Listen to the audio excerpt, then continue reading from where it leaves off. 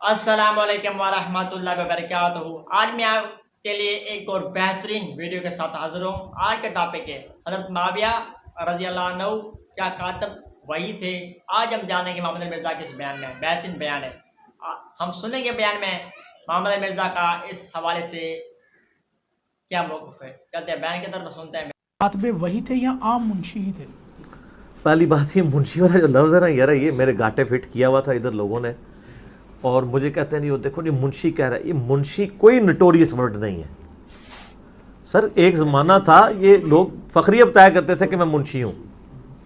یہ فلاں بندہ منشی ہے وہاں پہ۔ یہ کوئی نیگیٹو ورڈ نہیں ہے۔ کلرک کی آپ سمجھ لیں یا اسٹینوگرافر کی آپ سمجھ لیں اردو ہے منشی، لکھت پڑھت کرنے والا بندہ۔ بڑے بڑے تاجروں نے دکانوں پہ رکھے ہوئے ہوتے ہیں۔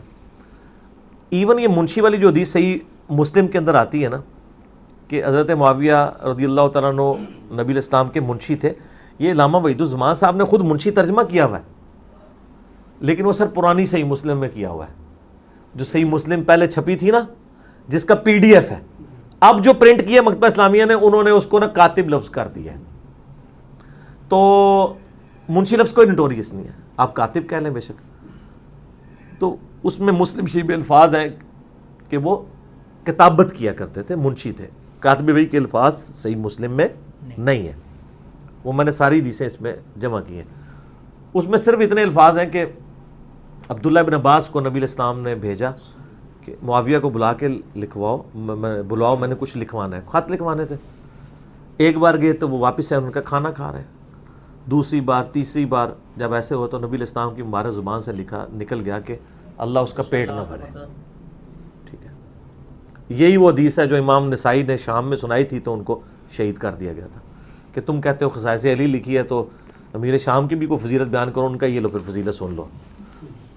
ٹھیک ہے، اگر سننی ہے، پہلے تو انہوں نے بڑا کہا کہ یار ان کی فضیلت کوئی نہیں ہے، اگر سننی ہے تو تم سے ہضم نہیں ہونی، تو انہوں نے یہ حدیث سنائی۔ اچھا، اس حدیث سے نا وہ کہتے ہیں نہیں جی یہ تو دعا دی ہے ان کو، آپ کو سمجھ ہی نہیں آیا، کیونکہ کہتے ہیں امام مسلم اس کے ساتھ حدیث لے کے ہیں کہ اے اللہ اگر میں کسی کے لیے ایسے کلمات بولوں، میں بھی ایک انسان ہوں، میں بھی بعض اوقات ایسی زبان سے بات نکل جاتی ہے انسان ہونے کے ناطے، تو اگر میں کسی کے لیے ایسے کلمات نکال دوں اور وہ اس کا اہل نہ ہو، پوائنٹ ٹو بی نوٹڈ، تو میری اس بددعا کو اس کے لیے دعا بنا دینا۔ یہ وہ اس کا اہل نہ ہو، یعنی مراد کیا کہ اگر وہ بددعا کا اہل ہو تو پھر بددعا ہی رکھنا، یہی مطلب ہوا نا۔ اگر وہ اہل، اچھا اب وہ یہ اب بعد میں ہم ڈیسائیڈ کرتے ہیں یہ بددعا بنی ہے یا دعا بنی ہے۔ یہی حدیث دلائل النبوہ امام بیہقی کی کتاب میں آتی ہے۔ اس کتاب کا نام ہی بتا رہا ہے کہ اس میں سے رزلٹ کیا نکلا۔ دلائل النبوہ وہ کتاب ہے جس میں نبی علیہ السلام نے جو پروفیسیز دی تھی نا کہ مستقبل میں یہ ہوگا اور وہ پورا ہو گیا، اس کے اوپر یہ 3500 احادیث پہ مشتمل امام بیہقی کی کتاب ہے۔ عمار کو ایک باغی جماعت قتل کرے گی، یہ بھی دلائل النبوہ میں ہے، اور وہی ہو گیا،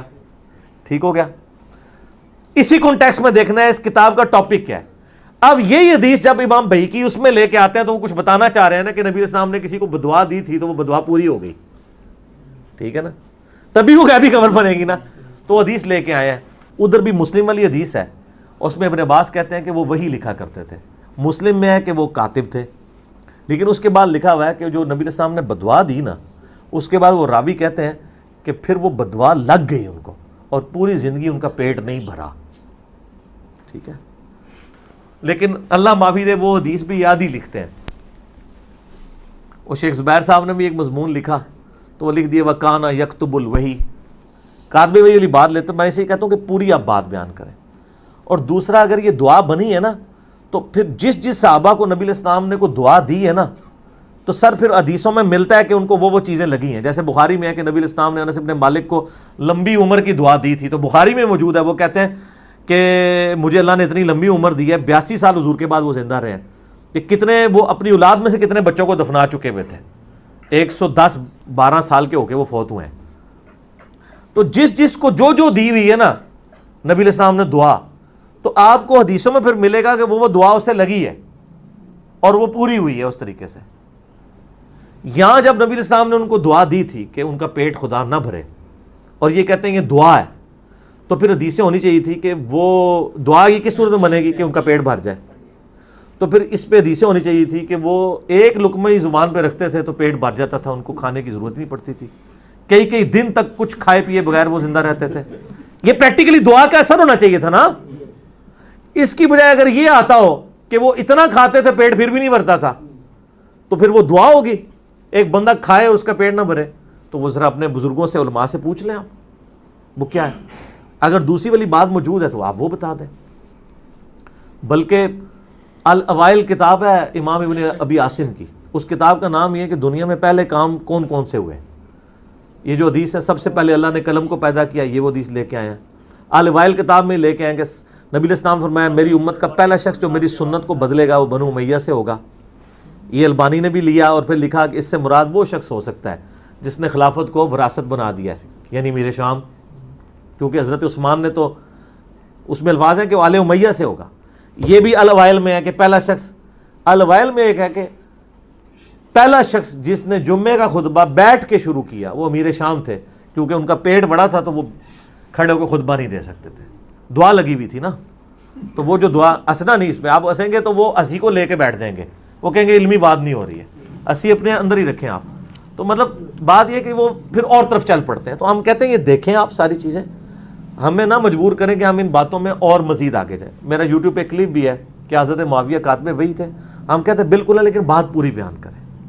پک اینڈ چوز نہ کریں، پوری بات امت کو بتائیں، پھر سلف کا فام بھی بتائیں، جو آپ سلف کے فام کا رونا روتے ہیں کہ امام بیہقی نے اس کے ساتھ کیا لکھا ہے کہ ان کا پیٹ نہیں بھرا،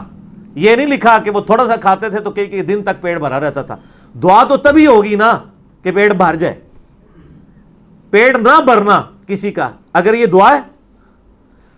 تو وہ کہتے ہیں، وہ اس میں خود بھی مانتے ہیں کہ وہ جو پھر کہتے ہیں وہ جی، بلکہ یہاں پہ وہ جو ایک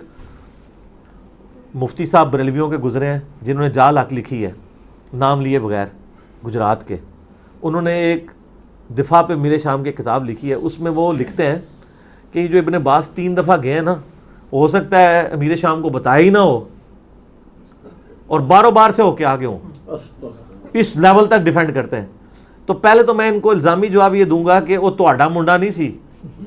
ابن عباس جڑا ہے نبی علیہ السلام دا کزن سی، جس کے بارے میں بخاری میں حدیث ہے اسے قرآن کا علم عطا فرما، ٹھیک ہے نا، سیاڑا بیڑا بندہ سی، اور بڑے بڑے صاحب حضرت عمر کے قریب نہیں ہوتے تھے، وہ قریب بیٹھتے تھے علم کی وجہ سے۔ دوسری بات، آپ نے امیر شام کو بچانے کی خاطر نبی علیہ السلام کو تختہ مشق بنا دیا کہ آپ علیہ السلام نے تحقیق ہی نہیں کی ہے کہ ابن عباس نے پیغام بھی میرا دیا یا نہیں دیا، یہ تو کفر میں چلی جاتی ہے بات، اور باروں بار ہو کے آ گیا اور آپ اتنے جذباتی ہوئے کہ آپ نے بدعا دے دی ہے۔ اور تیسری بات جو بہت خطرناک ہے کہ حضرت صاحب تسی تے علم غیب نو مندے ہو، مطلب نبی علیہ السلام نے علم غیب ہی نہیں سی کہتے، اندروں ہو کے نہیں آیا، باروں بار آیا پھر بھی بدعا دیتی۔ سب سے بڑا پوائنٹ ان کے لیے یہ ہے، یہ تو کہتے ہیں نبی علیہ السلام کو علم غیب ہے،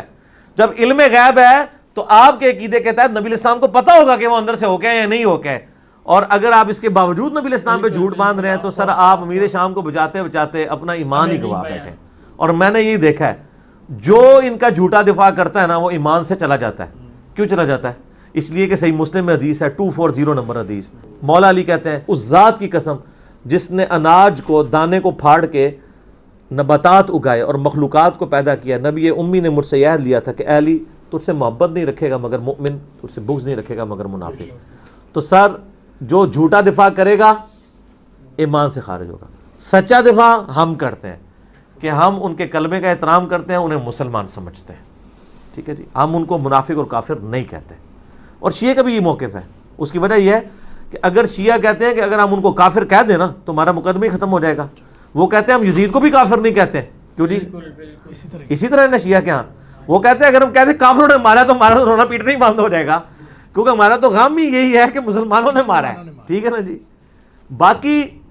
قانونی مسلمان، حقیقی مسلمان، اس کا فیصلہ اللہ کے پاس رہنے دیں، کوئی فیصلہ نہ کریں آپ اس طرح کا کہ جس کی وجہ سے آپ کے لیے مصیبت کھڑی ہو جائے، ٹھیک ہو گیا جی۔